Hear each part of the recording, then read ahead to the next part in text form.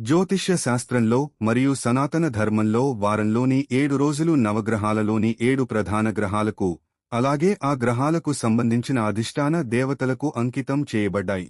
ఏ రోజున ఏ గ్రహం ఆధిపత్యం వహిస్తుంది, ఏ దేవుడిని పూజించాలి మరియు ఎలాంటి ఫలితాలు ఉంటాయో వివరంగా కింద చూడవచ్చు. అందులో మొదటగా సోమవారం అనేదానికి గ్రహాధిపతి చంద్రుడు. చంద్రుడికి అధిష్టాన దైవం పరమశివుడు. చంద్రుడు మనస్సుకు, ఆలోచనలకు, భావోద్వేగాలకు, అంతేకాకుండా శారీరక శాంతికి కారకుడు.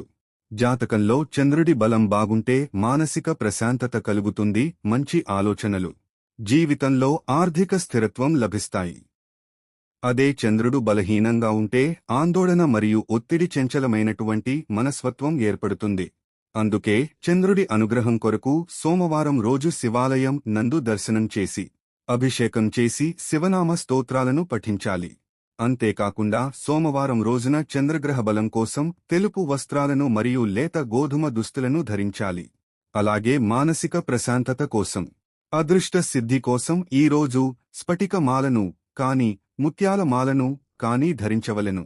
చంద్రబలం పెరుగుటకు ఆ రోజు చేయవలసినటువంటి దానం: బియ్యము, పాలు, పెరుగు లేదా తెల్లటి వస్తువులను దానం చేయడం వల్ల చంద్రబలం మరింత పెరిగే అవకాశం ఉంది.